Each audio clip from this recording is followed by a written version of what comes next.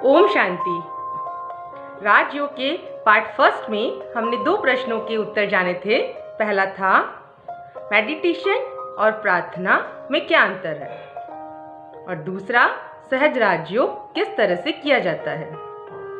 Part second में हमने जाने थे तीसरे प्रश्न का उत्तर हु एम आई, अर्थात मैं कौन हूँ। और आज पार्ट 3 में हम चौथे प्रश्न का उत्तर जानेंगे, पिता परमात्मा की वास्तविकता, हु इज सुप्रीम पावर। योग का संबंध होता है मिलन से, जोड़ से, और वियोग का संबंध होता है विरह से, वियोग से। तो जितनी भी ये मटेरियलिस्टिक लाइफस्टाइल है, रिलेशंस हैं, इसमें एक बात निश्चित है कि इनसे विरह होना, इनसे वियोग होना निश्चित है। लेकिन एक बहुत सुख की बात है, आनंद की बात है कि हमारा परमात्मा से जो संबंध है वो परमानेंट है, स्थायी है। आत्मा का जो परमात्मा से संबंध है वो स्थायी है। अब जब आत्मा के संबंध की बात आती है तो अनेक धर्म वाले, अनेक मत वाले लोग इसे स्वीकार करते हैं। लेकिन जैसे ही परमात्मा का संबंध आता है तो बहुत सारी मतें, धर्म अपने अपने तरीके से रखते हैं और उनकी मत होती है, और सब कहते हैं हम सच हैं, हम कह रहे हैं वो सत्य है।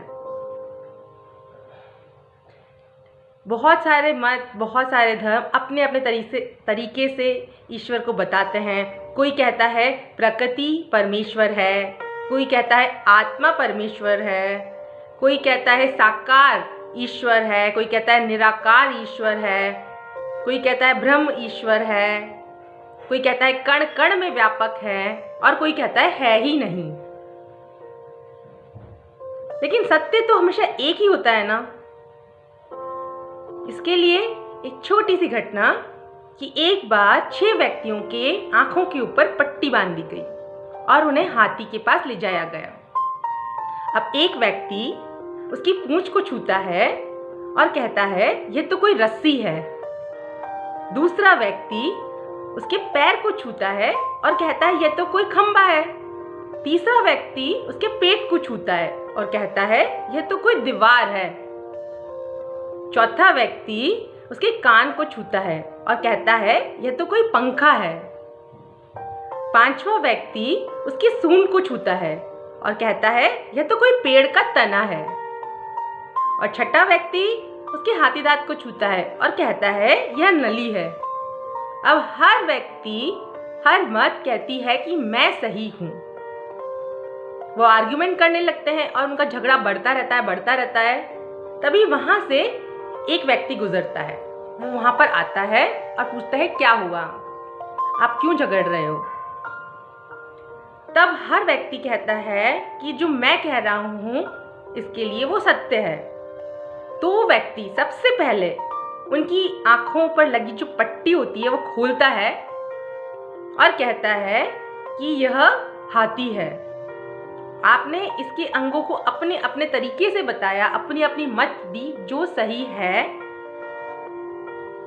लेकिन इसका पूर्ण सत्य है कि ये उसके अंग है और ये हाथी है। उसी तरह से परमात्मा का भी सत्य परिचय है कि वो कौन है। जब हम राजयोग सीखते हैं तो यहाँ पर कोई मत नहीं है, यहाँ पर कसौटियां हैं। सबसे पहले हमको उन कसौटियों पर परखना है कि यह सत्य है कि नहीं, उसके बाद हमें उसे स्वीकार करना है। तो ईश्वर के लिए, उसको जानने के लिए कुछ कसौटियां हैं, जिसके अंदर से सबसे पहली कसौटी है कि जो ईश्वर है वो सर्वधर्म मान्य है। ऐसा नहीं हो कि कुछ धर्म के स्पेसिफिक लोग ही उसको माने, जिसे सर्वधर्म वाले स्वीकार करें। हिंदू, मुस्लिम, सिख, ईसाई, उसकी नजर में सब एक हैं, हम सब उसके बच्चे हैं, उसकी नजर में कोई भेदभाव नहीं है। तो सर्वधर्म वाले स्वीकार करें, वो ही ईश्वर हो सकता है। दूसरी कसौटी, वो सर्वशक्तिमान हो, सबसे अधिक शक्तिशाली।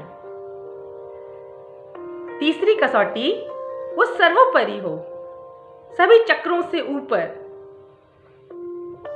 सभी तरह के जन्म मरण जितने भी चक्र होते हैं उनसे ऊपर हो। चौथी कसौटी है वो सर्वज्ञ हो, परे रहते हुए भी, अर्थात दूर रहते हुए भी वो सब कुछ जानने वाला हो। और पांचवी कसौटी वो सर्व गुणों से युक्त हो। जिस तरह एक पंछी का पिता पंछी होता है, पशु का पिता पशु होता है, मनुष्य का पिता मनुष्य होता है, उसी तरह से आत्मा का जो पिता होता है वो परमात्मा होता है। और आत्मा ज्योति स्वरूप होती है। हमने ये पार्ट 2 में जाना था कि मैं कौन, मैं एक आत्मा ज्योति स्वरूप, शक्ति, एनर्जी। तो हमारा पिता परमात्मा का स्वरूप भी ज्योति स्वरूप ही होना चाहिए। अब आती है हिंदू धर्म की बात। तो ज्योति की पूजा कैसे करें, इसलिए उसे एक रूप दे दिया गया जिसे कहा गया ज्योतिर्लिंगम। उस पर हम अपनी भावनाओं को चढ़ाते हैं और इस ज्योतिर्लिंगम को शिव कहा जाता है, अर्थात सदैव कल्याणकारी। भारत के अंदर 12 तीर्थ स्थान हैं ज्योतिर्लिंगम के रूप के अंदर, जो हैं सोमनाथ, अमरनाथ, वैद्यनाथ, काशी विश्वनाथ, महाकालेश्वर, त्र्यंबकेश्वर, ओंकारेश्वर, भीमाशंकर, मल्लिकार्जुन, रामेश्वरम, कृष्णेश्वर, नागेश्वर। जब भी शिव के मंदिर में प्राण प्रतिष्ठा होती है तो द्वार के द्वारा नहीं होती है, गुंबद नहीं लगाया जाता है, ऊपर से ही उतारा जाता है, अर्थात परमात्मा का अवतरण स्वयं होता है। ये इस बात का प्रतीक है। ये तो हुई हिंदू धर्म वालों की बात। अब मुस्लिम धर्म के अंदर खुदा को कहा जाता है नूरे इलाही, अर्थात नूर का अर्थ होता है प्रकाश, ज्योति, तेज। तो बात तो वही हुई, ज्योति, नूर, प्रकाश। क्रिश्चियन धर्म के अंदर कहा जाता है गॉड इज लाइट। तो हमने उसे प्रकाश कहा, ज्योति कहा, उन्होंने उसे नूर कहा, यहाँ पर क्रिश्चियनिटी में इसे लाइट कहा। तो बात तो एक ही हो गई। सिख धर्म में कहा जाता है एको ओमकार सत्य नाम, एक ओमकार ही सत्य है, वो ही ज्योति स्वरूप है, वो ही शक्ति है, वो ही सत्य है। जैन धर्म में कहा जाता है परमात्मा को सिद्ध, अर्थात जो जन्म मरण से मुक्त है और सर्वश्रेष्ठ है। महात्मा बुद्ध ने जिसका ध्यान किया था वो ज्योति है, ज्योति का उन्होंने ध्यान किया था। और पारसी धर्म के अंदर भगवान को कहा जाता है अखंड ज्योति स्वरूप, अर्थात ये ज्योति, ये प्रकाश, ये तेज को सर्व धर्म वाले मान्य करते हैं। तो परमात्मा तो वही हो सकता है जिसे हम सब स्वीकार करें। तो ये हुई पहली कसौटी। दूसरी कसौटी वो सर्वशक्तिमान हो। हम सब अनुभव करते हैं कि हमारा ईश्वर, हमारा खुदा, हमारा परमात्मा सर्वशक्तिमान है, शक्तिशाली है। ये हुई दूसरी कसौटी। अब तीसरी कसौटी के अंदर वो सर्वोपरि हो, अनेक चक्रों से ऊपर हो, वो जन्म मरण में नहीं आता हो, इसे काल नहीं खा सकता, जो अकाल मूर्त हो, जो अव्यक्त पुरुष हो, जो अकर्ता हो, जो दुख हरता हो, जो सुख करता हो, जो सर्वोपरि हो। तो ये हुई तीसरी कसौटी कि वो सर्वोपरि हो, अनेक चक्रों से ऊपर। और चौथी कसौटी में वो परे रहते हुए भी सर्वज्ञ हो, अर्थात हमसे दूर रहते हुए भी सब कुछ जानने वाला हो। हम ये जानते हैं कि परमात्मा हमेशा ऑनलाइन रहता है और उसने हमको 3 शक्तियाँ दी है, अच्छा सोचने की, अच्छा बोलने की, अच्छा करने की, मनसा वचना कर्मणा। और हम पे डिपेंड रहता है कि हम वो कैसे कर रहे हैं, क्या सोच रहे हैं, सोचने का जो प्रभाव होता है, हम क्या देख रहे हैं और क्या सुन रहे हैं, उससे हमारी सोच बनती है। हमारे मुंह से किस तरह के शब्द निकल रहे हैं, मीठे, मधुर, और जितनी आवश्यक है उतने ही। व्यर्थ बातों का चिंतन से केवल टाइम वेस्ट होता है और हमें इससे कुछ लाभ नहीं होता। और कर्म कितना श्रेष्ठ कर रहे हैं तो हमें को शक्तियां दी है, उसी से हमारा भाग्य बनता है और वो ही उसी के आधार पर परमात्मा हमको हमारा भाग्य और जीवन बनाते हैं। तो वो परे रहते हुए भी सर्वज्ञ है, अर्थात सब कुछ जानने वाला है। तो ये हुई चौथी कसौटी। और पांचवी कसौटी, वो सर्व गुणों से युक्त हो।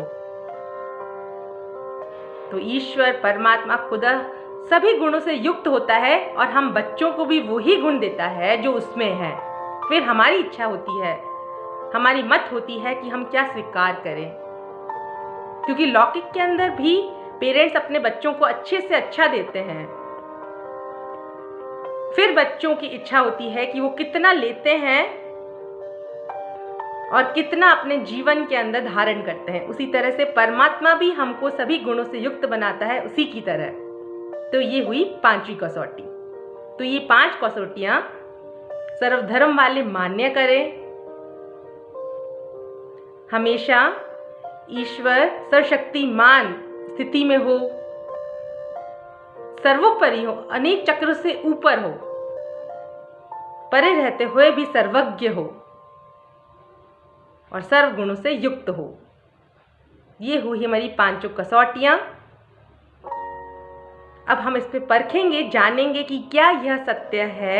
हमारा मन स्वीकार करता है कि हाँ ये सत्य है, तब हम उसकी वास्तविकता को जानेंगे और ये सहज राजयोग के आंगन में एक और कदम बढ़ाते हैं परमपिता की वास्तविकता को जानकर।